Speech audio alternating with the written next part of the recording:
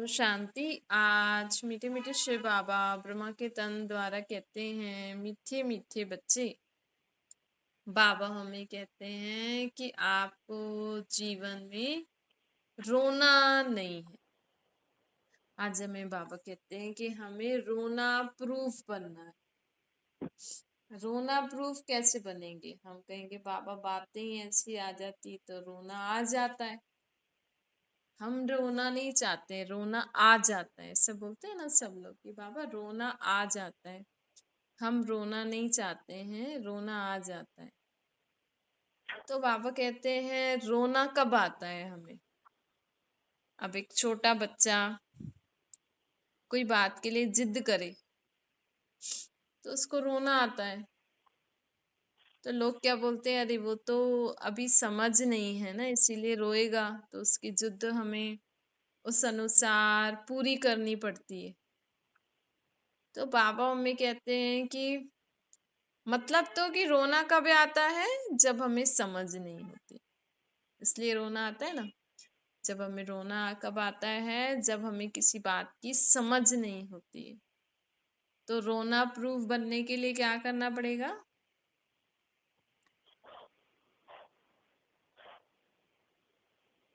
बाबा हमें कहते हैं तो रोना प्रूफ बनने के लिए क्या करना पड़ेगा? हमें समझदार बनना पड़ेगा, है ना। हमें समझदार बनना पड़ेगा। देखो आप लोग चेक कर लो कि आपके जीवन में आपको कब कब रोना आता है। या तो हमें तो पता ही होता है कब कब हमें रोना आता है। क्या हम दूसरों की सिचुएशंस को भी देखते हैं, दूसरों की लाइफ को भी देखते हैं, तो भी हम जांच सकते हैं कि हमारे साथ अगर ऐसा हो तो हमें रोना आएगा। तो जैसे नहीं होता है कि पहले से ही प्रिकॉशन ले लेते हैं, दवाई ले लेते हैं, या पहले से ही अपने शरीर को उस हिसाब से, भाई ठंडी बढ़ती है, गर्मी होती है, बारिश का मौसम होता है, तो पहले से ही आप वैसे ही प्रिपरेशन करके रखते हो ना अपने घर की, अपने शरीर के लिए। तो वैसे ही बाबा हमें कहते हैं कि आपको अपने जीवन में कब कब रोना आता है, उसके लिए पहले से ही अपनी मन को उत्तर दे दो। भाई किसी के शरीर छोड़ने पे रोना आता है, किसी के बीमार होने पे रोना आता है, किसी के दूर जाने पे रोना आता है, चोट लग जाती है तो रोना आ जाता है, शरीर में कुछ प्रॉब्लम है, कोई लाइफ में किसी से झगड़ा हो जाता है, कोई आपको डांट देता है, कोई आपको अपशब्द बोल देता है, कोई आपकी इंसल्ट कर देता है, या कोई आपकी बात नहीं मानता है, कोई आपको वैल्यू नहीं देता है। बहुत कभी आप जीवन में सक्सेस नहीं हो पाते हो तो रोना आता है। कब कब रोना आता है? ऐसे हर चीज के लिए उत्तर हमें बाबा ज्ञान में देते हैं। देखो ज्ञान सुनना, छोटे से बड़े हर मनुष्य आत्मा को ज्ञान सुनना जरूरी है। भक्ति अलग होती है। गीता में लिखा है कि मुझे ज्ञानी तो आत्मा प्रिय है, भगत भगवान को प्रिय नहीं होता है। भगत जिद्दी होते हैं, भगत बेसमझ होते हैं। आज अगर भगत में समझ होती तो क्या वो भगवान को बंदर जैसा रूप में पूजते? बताओ। अब हम समझदार बने हैं तो हम भी सोचते ना, अरे मैंने तो शिव बाबा मेरा बाप को मैंने बंदर जैसा रूप बना दिया, हाथी जैसा रूप दे दिया, काली भयानक जैसा रूप दे दिया, अस्त्र शस्त्र दे दिए। मैं कितनी बेसमझ बन गई थी कि मैंने भगवान को पत्थर टिक्कर में ढूंढा, उनको पत्थर मान लिया, भगवान को मैंने पत्थर मान लिया। तो देखो जब हम भक्ति करते हैं ना, उस समय समझ नहीं होती, भक्तों में सिर्फ भावना होती है लेकिन समझ नहीं होती। आप किसी से भी पूछ लो, बहुत कम लोग होंगे जो भक्ति में जो रीति रस्म करते हैं ना, उसका अर्थ उनको, बहुत कम लोगों को सही अर्थ पता होगा। आप 1-2% मान लो सही अर्थ। भक्ति में आप जो भी भक्ति की पूजा करते हो, अभी आप ये करवा चौथ, छठ पूजा, दिवाली के दिन लोग पता नहीं क्या क्या रखते हैं। फिर पूजा सामग्री में वो चीजें क्यों जरूरी होती हैं, नारियल फोड़ना क्यों शुभ मानते हैं, दिए जलाने का मतलब क्या होता है, दिवाली के पहले सफाइयाँ क्यों करते हैं। भाई दिवाली अगर त्योहार है, वैसे तो और भी बहुत सारे त्योहार आते हैं, लेकिन दिवाली के दिन कोने कोने की, खास कर कोने कोने की सफाई तो वैसे लोग हमेशा ही करते रहते हैं, लेकिन दिवाली के दिन पूरा घर खाली करके एक एक चीज को अच्छे से क्लीन करेंगे। होली के दिन ऐसे क्यों करते हैं, वो कोकी बना के उसके ऊपर धागा लगा के और वो उसको जलाते हैं। या एक दिन जलाना, एक दिन दूसरे दिन होली खेलना, कलर क्यों लगाते हैं, ये सब पता है आपको? बस लोग करते हैं तो आप भी कर लेते हो। तो बुद्धू हुए ना हम, भगत बुद्धू होते हैं ना, समझ थोड़ी होती है उनमें। अच्छा, आप कृष्ण, लोग आजकल ये बड़ा फैशन निकला है आज, कृष्ण की चित्र ले लेंगे फिर उसको अपने साथ रखेंगे। अब धीरे धीरे देखो कितना बदलता जा रहा है सब कुछ, कि क्या क्या करते। चलो मीरा ने तो किया, लेकिन मतलब क्या है, क्यों कर रहे हैं ऐसा? तो बाबा कहते देखो कुछ भी पता तो है ही नहीं लोगों को। तो वैसे ही भक्ति में ज्ञान नहीं होता बाबा, और गीता में ऐसा लिखा है कि परमात्मा को है ना, गीता तो परमात्मा ने गाई है, देखो गीता में भी श्री कृष्ण का नाम लिख दिया है। अगर आप गीता को ध्यान से पढ़ो तो गीता में लिखा हुआ है कि मैं अशरीरी हूँ, जन्मा हूँ, मैं जन्म मरण रहित हूँ, मैं मुक्ति जीवन मुक्ति दाता हूँ, मैं आकर प्रकृति का आधार लेता हूँ। तो ऐसी ऐसी बातों से हम समझ सकते हैं कि गीता कृष्ण ने नहीं सुनाई। और उसी गीता में लिखा है कि मुझे ज्ञानी तू आत्मा प्रिय है, भगत मुझे प्रिय नहीं है, क्योंकि भगत में समझ नहीं होती और मैं तो ज्ञान का सागर हूँ। तो हमें जीवन में, आपको कब गुस्सा आता है, कब जिद होती है, आपको कब आपका मूड ऑफ हो जाता है, आपको कब रोना आता है, वो चीजें आज आप नोट करना। और उसके लिए बाबा ने हमें ज्ञान की कौन कौन सी दवाई दी है। जैसे कभी कभी कोई बीमारी होती है तो उसके लिए दवाई रखते हैं ना लोग, तो आप भी अपने पास ज्ञान की, बाबा ने जो श्रीमत दिया है, जो शक्ति दी है, उस दुख से बाहर निकलने के लिए, ताकि हमें रोना नहीं आए, गुस्सा नहीं आए, हम परेशान नहीं। देखो आज लोगों को रोना आ जाता है, थोड़ा सा भी अगर कोई किसी से नाराज हो जाता है ना, कई लोग बहुत लाइट होते हैं, अगर कोई किसी से नाराज भी हो जाएगा ना, बात नहीं करेंगे ना, तो उनको अच्छा नहीं लगता है, वो उनको रोना आ जाते हैं, अरे ये मेरे से बात नहीं कर रहे हैं, मेरे को अच्छा नहीं लग रहा है, अरे ये लोग बाहर जा रहे हैं, अरे बात नहीं कर रहे, उसकी मर्जी, हमने कुछ गलत थोड़ी किया, पर हमने कर दिया तो हमने सॉरी बोल दी। इतना क्या हमें किसी से भी हमें इतना, लोग क्यों होता है, क्योंकि उनको दुख होता है, मतलब जैसे तो वो दो आत्माएं मन की तार से जुड़ी हुई है, और अगर वो उससे बात नहीं कर रहे हैं तो फिर वो उनका उदास हो गई, उनको अच्छा नहीं लग रहा है। तो बाबा कहते हैं कि हमें हर, तो मतलब इसका सोल्यूशन क्या है, कि हम ज्यादा, भाई कोई किसी से बात नहीं कर रहा, समझदार व्यक्ति क्या होगा, भाई मैंने तो सॉरी बोल दी। अगर आप अपने जीवन में बिजी रहोगे, अपने काम में मस्त रहोगे, तो आपको किसी की बात करने ना करने से आपको फर्क नहीं पड़ेगा। आपने सॉरी बोल दिया, आपकी गलती है तो सॉरी बोल दो, उनको बता दो और अपने काम में बिजी। जो कई कई लोग इतना एक दूसरे में मिल जाते हैं, जैसे वो बोलते हैं अरे ये तो बेस्ट फ्रेंड्स है, अरे बेस्ट फ्रेंड्स क्या, तो हम क्या अपना अपना जीवन नहीं जिएंगे? बेस्ट फ्रेंड्स क्या एक दूसरे के साथ ही सारा काम करते रहेंगे? आत्मा स्वतंत्र है। तो बाबा हमें कहते हैं कि ऐसे ऐसे करके ना आप अपने आप को चेक करो। बाबा कहते हैं देखो, जब हम खुश होते हैं तब हमें रोना आता है। तो हर बात में हमें पॉजिटिव देखना चाहिए, हर बात को हमें ऐसे देखना चाहिए जिससे हमें दुख ना हो, खुशी हो। अब आप बोलो कोई शरीर छोड़ दे रहा है तो उसमें क्या खुशी रहेगी। आजकल तो कभी भी कोई भी शरीर छोड़ दे, उस समय हमें रोना नहीं आए, उस समय हम कौन सा पॉजिटिव थॉट सोचें कि हमें उस समय रोना नहीं है। तो पॉजिटिव थॉट सोचो भाई, इस आत्मा का इतना ही हिसाब किताब होगा हमसे। हम सब तो मेहमान है ना यहाँ पे, हम सब आत्मा इस शरीर रूपी घर में मेहमान है।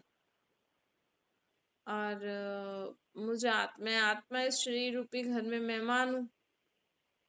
कभी भी मेरा दूसरा पार्ट आ सकता है, तो मुझे ये शरीर रूपी घर छोड़ना पड़ेगा, फिर दूसरा शरीर लेना पड़ेगा पार्ट बजाने के लिए।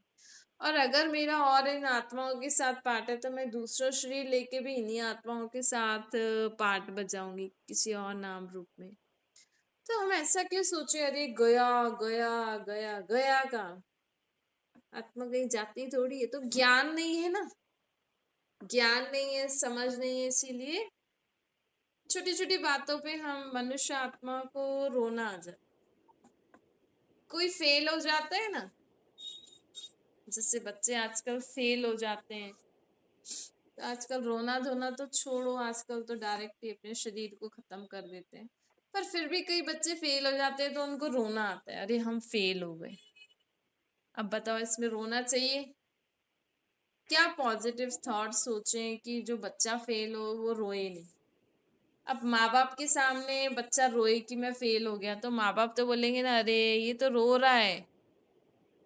तो आप सोचो उस बच्चे के लिए वो बात क्रॉस कर नहीं पा रहा है, उसको वो समझ नहीं है, शक्ति नहीं है। ऐसे ही आप में भी किसी बात को क्रॉस करने की शक्ति और समझ नहीं होगी तो आप भी रो लेते होंगे। फिर आपके बच्चा बोलेगा, अरे मम्मी रो रही थी, अरे पापा रो रहे थे। तो इसीलिए जैसे हम बच्चों को समझाते हैं, अरे कोई बात नहीं, फेल हो गए तो वापस मेहनत कर लेना। आपके लिए वो कितनी छोटी बात होती है ना, बच्चे के लिए बड़ी होगी कि अरे मेरा ये कम मार्क्स आ गए, अब मेरा ईयर खराब हो गया। आपको भी लगेगा, लेकिन जितना बच्चे को दुख होता है उतना आपको थोड़ी लगेगा। पढ़ पढ़ने वाला बच्चा अगर पढ़ता नहीं है तो उसको कोई परवाह नहीं पड़ेगी। तो ऐसे ही जैसे आप बच्चों को समझाते हो कि अरे इसमें रोते थोड़ी है, ऐसे नहीं तो ऐसे कर लेना, क्योंकि आपने वो एज ग्रुप पास किया हुआ है, आपको उस एज ग्रुप या वो बातों का अनुभव है। वैसे ही आप जीवन में आए दिन दुनिया में कई बातें सुनते हो, देखते हो। और अब तो आप बाबा का ज्ञान भी सुनते हो, बाबा को भी याद करते हो। तो बाबा तो हमें देते ही मत मत समझ ही तो देते हैं, भाई इस बात में ये करो, इस बात में ये करो, ऐसा हो तो ऐसा करो, रो नहीं, टेंशन नहीं लो, घबराओ नहीं, ऐसा सोचो, ऐसा बोलो, ऐसा करो। बस रोज रोज जो बाबा हमें ज्ञान दे रहे हैं उसको जीवन में कार्य में लगाते जाओ, तो आपका रोना, रूसना, चिल्लाना, जिद करना, गुस्सा करना सब छूट जाएगा। कि जैसे बाबा का एक एक ज्ञान का पॉइंट है ना, ये एक दवाई है हमारे। जैसे कोई बीमारी होती है तो दवाई ले लेते हैं ना, भाई इस बीमारी में ये दवाई, इस बीमारी में। ऐसे ही हमारे जीवन में जो दुख परेशानियां आती हैं, जिसके कारण हमें कभी रोना पड़ता है, कभी दुखी परेशान होना पड़ता है, उसके लिए बाबा हमें कौन सी बात बताते हैं ताकि हम रोए नहीं, घबराए नहीं, दुखी नहीं हो, परेशान नहीं हो। बस यही तो ज्ञान है। और आजकल तो छोटे बच्चों के जीवन में भी इतनी परेशानी है ना। तो छोटे से बड़े सबको ज्ञान सुनना चाहिए। कई लोग सोचते हैं, अरे अभी तो हम जवान ही है, अभी तो हमारी शादी हुई है, अभी क्या ज्ञान व्यान में घुसेंगे। मतलब किसी से बोलो ना रोज ज्ञान सुना करो, रोज भक्ति किया करो, भगवान को याद। तो कहते हैं, अरे अभी तो हम पढ़ाई पढ़ रहे हैं, अभी तो हमारे एग्जाम चल रहे हैं, अभी तो हमारी शादी हुई है, अभी तो हम बच्चों में बिजी हैं, अभी तो हम जॉब में बिजी हैं, बुढ़ापे में करेंगे। और बुढ़ापे में वही पैसा, जायदाद, बच्चे, पहले बच्चे फिर पोतरे दोतरे, बस उनमें ही जीवन लगा हुआ है।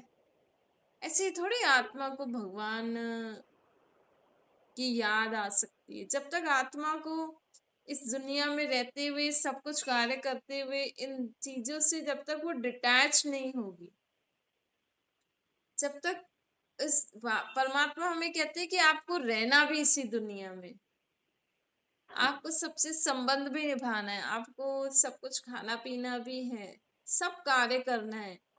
आपकी शादी हुई है, आपके बच्चे हैं तो उनको पालना भी है। आप अगर आज पढ़ाई पढ़ रहे हो तो आपको पढ़ाई भी पढ़नी है। धंधा कर रहे हैं, आपकी गृहस्थी, आप धंधा करते हो, धंधा करके कमा के उनको खिलाना भी है। प्लस मेरा ज्ञान भी सुनो, प्लस मैं जो समझ ले रहा हूँ उस समझ के हिसाब से चलो। तो हम अपने जीवन में नई समझ से जब जीवन जीने शुरू कर देते ना, तो जैसे हमारा नया जीवन हो जाता है। अब हमें क्या करना है, अपने जीवन को कैसे परिवर्तन करना है, परमात्मा की समझ, जो बाबा हमें रोज रोज मुरली में नई नई बातें सुनाते हैं, ऐसा करो ऐसा करो ऐसा करो, उसको कहीं लिख लो। ये आपके बड़े बड़े बाबा हमें समझ देते, रहते वो वहां है ऊपर, लेकिन इस सृष्टि पर हम सदा सुख शांति खुशी से कैसे रहें, इसके लिए श्रेष्ठ मत वो ऊपर से नीचे देने आते हैं। जबकि उनको तो पता भी नहीं है कि जीवन में क्या क्या करते हैं, कैसे शरीर लेते हैं, कैसे पाठ बजाते हैं। भगवान कभी अपना शरीर लेके पाठ नहीं बजाते हैं। वो दुख सुख से न्यारा है, निंदा स्तुति मान अपमान जय पराजय सबसे न्यारा है। फिर भी आपको वो ज्ञान सुना सकते हैं।